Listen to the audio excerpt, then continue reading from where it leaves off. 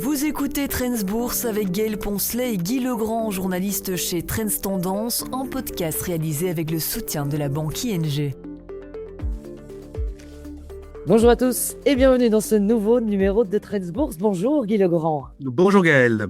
Alors cette semaine, on va décrypter deux introductions en bourse qui ont fait énormément parler d'elles, SpaceX et Quantinuum.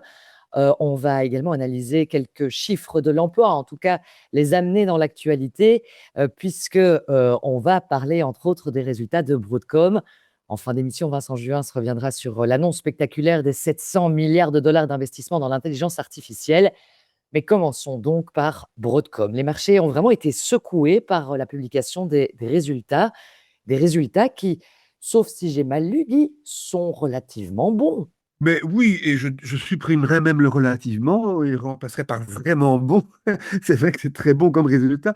C'est un peu étonnant l'histoire de Broadcom et je crains que ce ne soit l'événement marquant de la semaine passée finalement. Alors, très bon résultat. Oui, parce que chiffre d'affaires donc, du deuxième trimestre à 22 milliards d'euros, c'est plus 48% à un an d'intervalle. Ça n'est pas vilain. La partie du chiffre d'affaires, une petite moitié dans les puces d'intelligence artificielle, plus 143% à un an d'intervalle. C'est quand même brillant.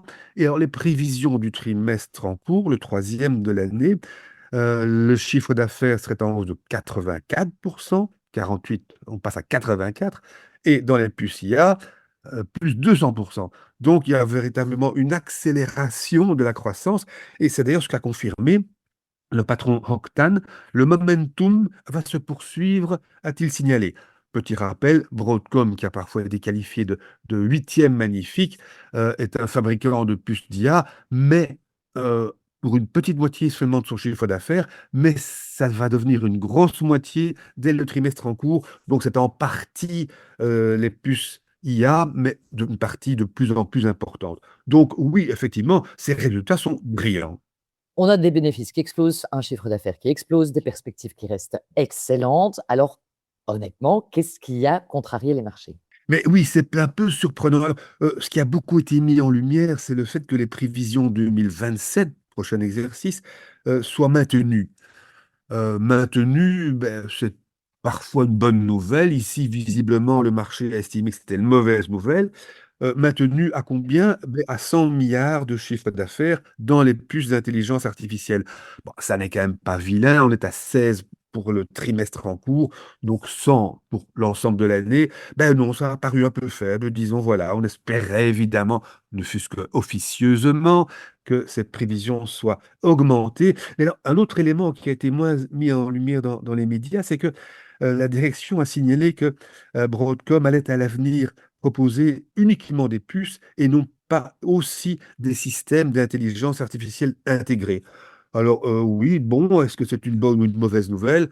Certains ont eu des doutes visiblement. Alors, prévision simplement maintenue, un petit changement de stratégie. En tout cas, l'action a vraiment dégelé, elle n'a pas fléchi, elle a chuté à l'annonce de ses résultats de 14%. Bon, les dégâts ont été limités à 12,6 en fin de séance jeudi, mais rechute vendredi. Bref, Broadcom est en baisse, et le mot baisse est faible, de 20% en 2 jours. C'est quand même un sacré coup de froid. Alors, on peut quand même le dire, on a pu le constater que ce coup de froid de Broadcom, mais c'est pas limité à Broadcom, hein. Les autres valeurs de l'intelligence artificielle ont souffert aussi. Mais oui, à tel point d'ailleurs que le Nasdaq recule de plus de 4%, toujours vendredi dernier, en une seule séance. C'est vrai que même Nvidia a reculé, et pas un peu, de plus de 6%. Et alors, dans le secteur des semi-conducteurs, alors là, c'est la Bérésina. AMD et Intel ont chuté de 11%, toujours vendredi seulement, et Micron de 13%. C'est très, très sérieux comme chute. Bon, maintenant, les investisseurs qui ont ces valeurs en portefeuille ne sont pas ruinés, évidemment, ils s'en foutent de beaucoup. Rappelons quand même que sur un an, ces valeurs sont toujours à respectivement x4, x5 et x8. Donc c'est un petit contretemps au vu de cela. Non, mais c'est quand même une chute très sévère, évidemment. Ouais, on se rend compte que la séance de vendredi, elle a quand même été difficile. Est-ce que par hasard, les chiffres de l'emploi américain ont joué aussi sur cette séance? Mais oui, à mon avis, oui, ça n'a rien à voir évidemment avec les résultats ou les déclarations de Broadcom. Enfin, le froid de Broadcom, jeudi, et puis alors ces chiffres de l'emploi, ben, on connaît la musique, hein, chiffre de l'emploi 172 000, c'est plus qu'attendu. Ah, ouf, très bien, l'économie américaine se porte bien, elle est vraiment résiliente, puisque c'est le terme souvent utilisé. Oui, mais attention, un chiffre aussi élevé, est-ce que, ne parlons même pas de remise en cause de baisse des taux, la baisse des taux aux États-Unis, plus personne n'y songe visiblement. Mais est-ce que la Fed ne va pas devoir relever ces taux? Aïe, aïe, aïe, ça, c'est mauvais pour les marchés, évidemment. Voilà, on agite le spectre de hausse des taux au moment même où les valeurs technologiques flanchent. Ça fait beaucoup en une fois et oui, ça a certainement contribué à la mauvaise séance de vendredi, clairement. Alors, dans le reste de l'actualité, personne n'aura manqué l'annonce précise, hein, de l'entrée en bourse de SpaceX. Ce sera, vendredi prochain, le 12 juin. Oui, et on a maintenant quelques précisions. SpaceX, bon, on a déjà évoqué SpaceX ici il y a quelques semaines, puisque pas mal de détails avaient été annoncés. Ben maintenant, on en a des plus précis. SpaceX, pour rappel, ce sont les fusées réutilisables, ce qui est une avancée technologique extraordinaire. Ce n'est pas encore rentable, mais on imagine mal que ça ne le devienne pas. Ce sont les satellites Starlink, les communications. Ça, c'est une activité bien rentable. Et alors, Elon Musk a ajouté dans SpaceX, il a fourré, je dirais, dans SpaceX aussi, une autre entreprise de son groupe, à savoir XIA, donc intelligence artificielle. Ça, c'est de la recherche pour l'instant. Ce n'est évidemment pas une source de profit. Donc, tout ça mis ensemble, c'est le nouveau SpaceX, en quelque sorte. Euh, L'action, on le sait, sera émise à 135 $. Les capitaux frais, on parle de 85, 86 milliards, c'est le chiffre souvent avancé, et ça donnerait une capitalisation de 1780 milliards. C'est évidemment une opération super géante. Maintenant, soyons clairs, disons que voilà, l'entreprise SpaceX a un chiffre d'affaires, c'est une entreprise déjà assez importante. Elle est dans le rouge pour 5 milliards de dollars, ce qui n'est pas un drame absolu vu son envergure. Enfin, c'est un peu un fourre-tout d'Elon Musk, avec des promesses d'avenir, on l'a déjà évoqué, lui il voudrait mettre des centres de données dans l'espace. Donc, en achetant SpaceX, les investisseurs achètent les visions d'Elon Musk plutôt qu'une entreprise industrielle, évidemment. Alors, c'est la question que j'allais poser, c'est la question que tous nos auditeurs évidemment se posent. Faut-il acheter? Puisque tu viens de le dire, on va surtout acheter des promesses là. Oui, mais oui, absolument des promesses et au prix fort. Je note au passage que Morningstar, la société de données financières, qui est neutre à ce niveau-là, ce n'est pas un banquier ni un broker, quoi que ce soit, trouve ça beaucoup trop cher. Bon, soit, mais des promesses en effet. Et on pourrait dire, oui, mais attention, quand vous voyez Tesla, ben, Tesla, ça a vachement bien donné. Tesla, j'ai été revoir les cours de tout début. Ben, Tesla a fait fois 315 depuis le début, hein, même si le cours est en panne ces dernières années. Oui, mais la différence est considérable. Tesla, on n'y croyait pas. C'était la lubie d'un bonhomme qui débarque d'Afrique du Sud, qui veut faire des voitures électriques. Bof, on n'y a pas cru pendant très longtemps. SpaceX, on y croit à fond, parce qu'on croit maintenant à Elon Musk. Donc, Tesla se payait pas très cher, tandis que SpaceX se paye très cher dès le départ. Donc, c'est pas gagné. Il y a un élément technique à prendre en considération. C'était souligné par plusieurs analystes américains. C'est une entreprise donc qui pèse très lourd. On approchera les 2000 milliards de dollars. C'est l'équivalent de Broadcom d'ailleurs actuellement. Donc, les fonds indiciels, ETF et autres devront en acheter pas mal, alors qu'il y en a peu de disponibles. Il n'y a que 4 ou 5% des actions disponibles sur le marché. Ça veut dire que l'offre est ridicule et ça pourrait faire flamber le cours de manière mécanique, pour ne pas dire artificielle. Donc là, c'est la grande inconnue. Si tout le monde en veut, ça risque de flamber. Et quitte à ce qu'on se dise à un moment donné, oh, mais attendez, ça c'est du délire absolu, ce ne sont que des promesses. Alors ça, le cours de SpaceX, c'est vraiment l'inconnu, c'est le défi de la semaine, c'est un gigantesque point d'interrogation. Alors une autre entrée en bourse, hein, qui n'est pas passée inaperçue la semaine dernière, c'est Quantinuum. Alors ça pourrait peut-être être intéressant de rappeler d'abord qui ils sont et ce qu'ils font. Oui, mais là, je vais essayer de me lancer. J'espère pouvoir résumer en quelques minutes ce que j'ai lu pendant 3 jours. Non, je plaisante, mais Quantinuum, c'est de l'informatique quantique. Alors, quantique, c'est un mot qu'on connaît quand même. On parle de physique quantique, de mécanique quantique. C'est l'allemand Max Planck qui a lancé cette science au début du XXe siècle. Alors, en 2 mots, euh, le quantique, c'est ceci. Le monde tel que nous le connaissons, tel que nous le connaissons de vue, régi par des lois bien connues.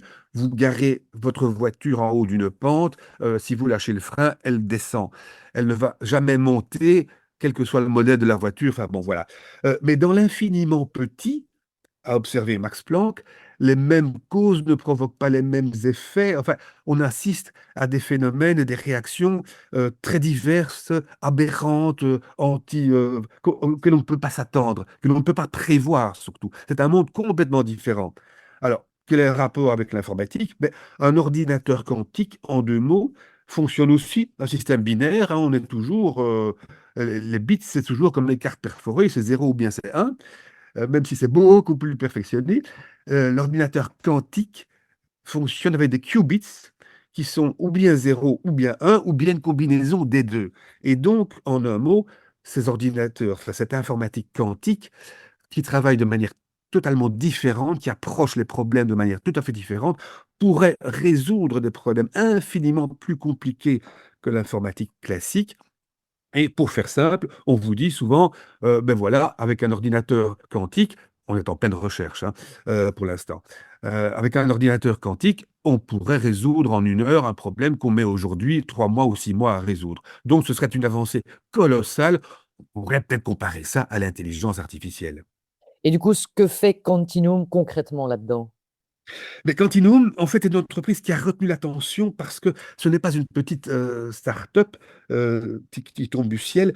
Quantinuum est né de la fusion d'une start-up britannique, Cambridge Quantum, avec la filiale d'Honeywell Quantum Solutions. Honeywell, c'est quand même un grand nom de l'industrie américaine, encore un revenant d'ailleurs dont on parle maintenant à cette occasion-là, après Intel et Cisco qui sont sortis de l'ombre, encore un. Et Quantinuum travaille déjà pour des clients importants. Ce n'est pas un petit labo dans son garage, évidemment, loin de là. Il a des clients, l'entreprise a des clients comme JP Morgan et Amgen. Amgen, qui est le numéro 1 mondial des biotech, rappelons-le. Donc, Quantinuum était attendu avec impatience. Euh, L'IPO, donc l'introduction en bourse qui a eu lieu jeudi, ne s'est en fait pas si bien passé que cela, il faut bien le dire. Plus d'actions prévues sur le marché, un cours supérieur à la fourchette précédemment envisagée, 60 dollars et 68 dollars à l'ouverture, 71 en cours de séance et de nouveau 60 dollars en clôture.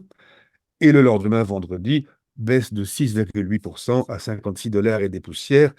Alors, c'est une entreprise donc qui, en fait a bonne réputation, qui est soutenue à gauche et à droite, mais visiblement, finalement, les investisseurs ne se sont pas emballés au-delà de quelques heures.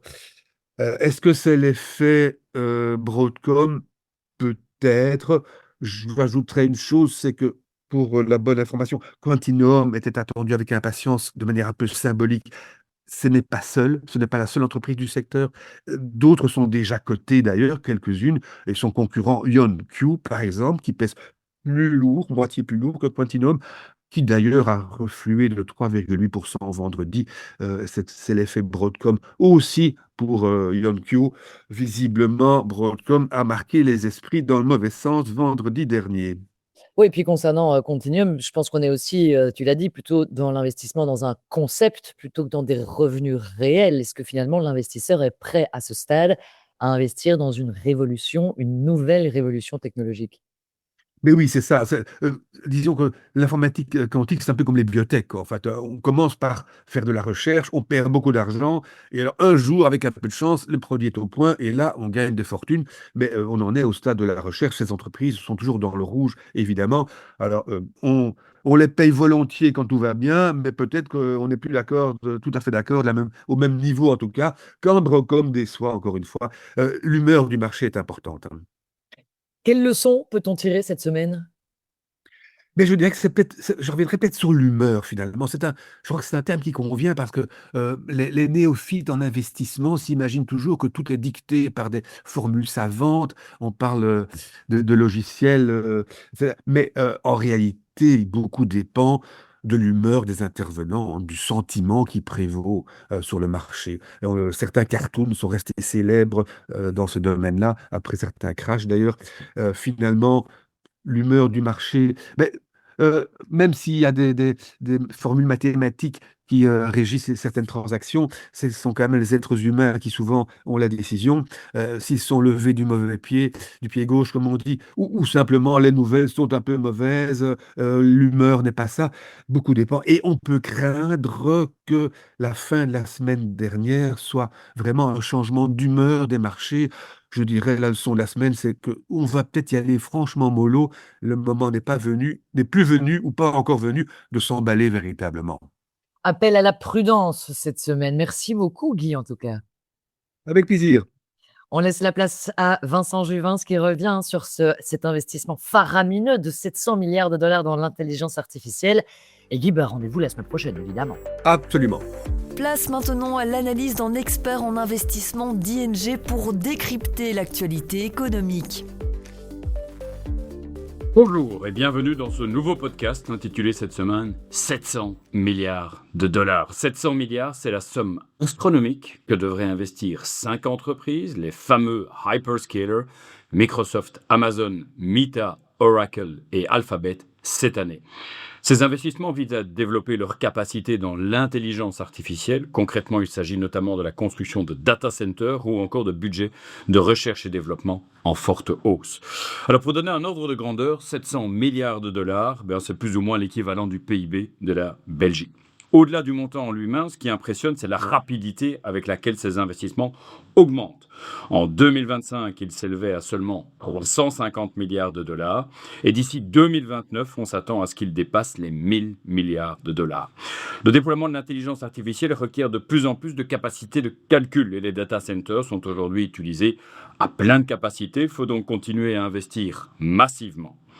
Tout cela soutient la croissance bénéficiaire du secteur technologique qui devrait dépasser les 60% en 2026. Les bénéfices progressent donc aujourd'hui beaucoup plus vite que les cours de ces valeurs, si bien que, paradoxalement, malgré les records atteints par les indices technologiques, la valorisation du secteur a baissé depuis le début de l'année. Le ratio cours-bénéfice s'établissait en effet à 24 au mois de janvier et est retombé à 20 aujourd'hui. À l'heure où certains investisseurs s'inquiètent d'une éventuelle bulle technologique, notamment en raison des nombreux IPO planifiés dans les semaines à venir, il est rassurant d'observer que les fondamentaux et les valorisations du secteur restent solides. Merci de votre attention et rendez-vous dans 2 semaines pour un nouveau podcast. Voilà pour cet épisode du podcast Trends Bourse. Vous trouverez plus d'astuces, de conseils et d'analyses pour vos investissements chaque semaine dans Trends Tendance. Ce podcast vous est présenté avec le précieux soutien de ING.